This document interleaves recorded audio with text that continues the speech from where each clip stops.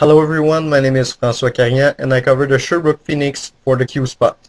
Today I'd like to present to you an interview I had in French with Phoenix Blue Liner Dominique Talbot-Tessy about their team's first season and what is to come for this young hockey club. Hope you guys like it and have a good day. Donc, ma première question, c'est tu appartenais au Voltigeurs de Drummondville, si je me trompe pas, la saison 2011-2012. Exactement. Puis, pour le repêchage d'expansion, il y avait une liste de protection à faire, puis il t'avait pas mis sur la liste de protection. Exact. Qu'est-ce que ça t'avait fait? Est-ce que tu étais déçu ou jamais, au contraire, tu étais content de voir que tu allais avoir une opportunité de jouer régulier ailleurs? C'est sûr que c'est un choc au début. Je me suis dit, qu'est-ce que j'ai fait pour pas être sur cette liste-là ou peu importe. Après ça, je me suis dit, si Drummond ne veut pas, ben, des opportunités ailleurs s'ouvrent, puis ça m'a permis de jouer régulier dans une autre équipe. OK. T'es arrivé à Sherbrooke quand, le premier jour? Est-ce que tu te rappelles? C'est au camp d'entraînement l'année passée, je crois que c'était autour du 14 août. OK. Puis, c'était quoi tes premières impressions de la ville? Honnêtement, la ville est incroyable. J'ai tout de suite aimé la ville de Sherbrooke. Là. Il y a beaucoup de choses à faire. C'est une belle ville. C'est propre. C'est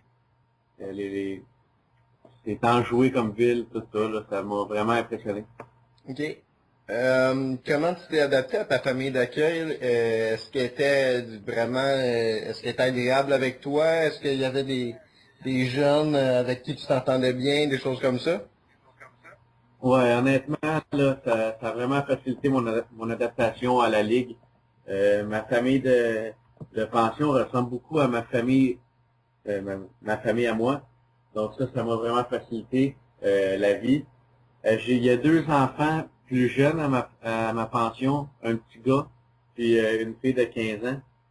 C'est sûr que je m'entends super bien avec le petit gars, là, c'est un joueur de hockey super bon, on a plusieurs intérêts, puis même les parents sont super gentils, puis ils font tout pour moi. Là.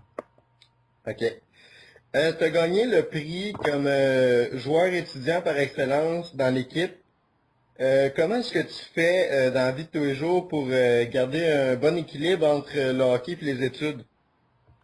En fait, je crois que le meilleur moyen, c'est de mettre les priorités aux bons endroits.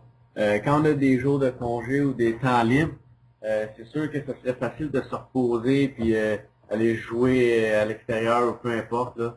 Mais faut être conscient que l'école est très important, puis c'est dans mes moments libres que je me penche du côté de l'école. OK. Personnellement, ta priorité dans la vie, est-ce que ça se situe plus au niveau du hockey ou des études? Je vais être franc avec toi.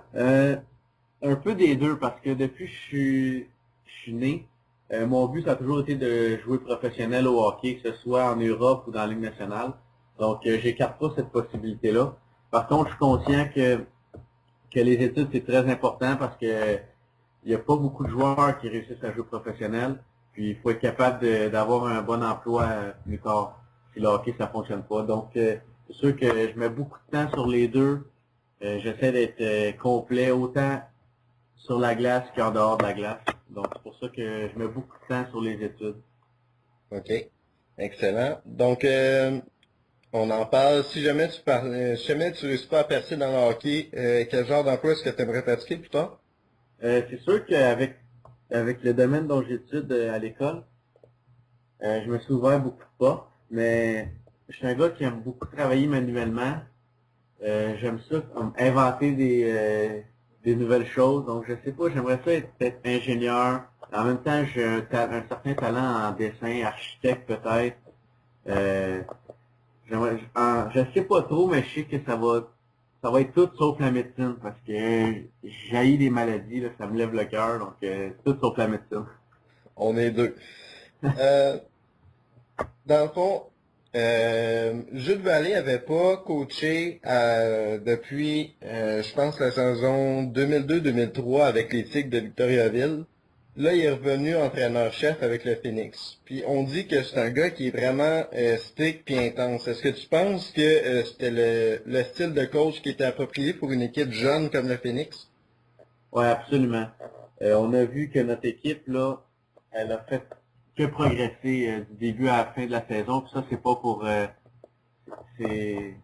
c'est pas pour rien.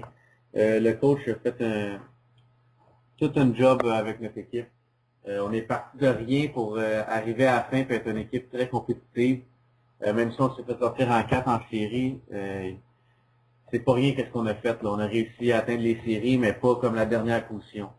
Puis ça, c'est tout en l'honneur de Jude Vallée. Il a fait de nous une équipe travaillante qui travaille toujours à chaque présence sur la patinoire, les 5 joueurs ensemble. Puis ça, c'est grâce à lui. OK. Excellent. Ça t'est arrivé quand même assez souvent cette saison d'être affecté à la couverture des gros trios des adversaires. Particulièrement quand des gars comme Vincent Richer sont blessés, ton temps de jeu, je voyais vraiment augmenter. Puis tu as quand même réussi à augmenter ta part de points. Il y avait juste Carl Neal qui avait fini avec plus de points que toi chez les défenseurs cette saison. Donc, c'est encore une fois, c'est tout à ton honneur. Qu'est-ce qui te rend le plus fier? Couvrir des gros trios puis jouer un rôle défensif ou ramasser des points à l'attaque? Moi, mon principal but, puis ça depuis que je suis jeune, c'est d'empêcher l'autre équipe de compter des buts. Ça a toujours été ma fierté, puis c'est pour ça que je suis devenu défenseur. Ça m'écœurait de me faire compter des buts. J'aime mieux gagner des parties 1-0 que 8-4. À chaque fois que je me fais compter un but, je le prends personnel, puis je le mets sur ma faute. Donc, pour moi, ma fierté, c'est de jouer contre les gros trios au bord, puis les empêcher de compter. Parfait.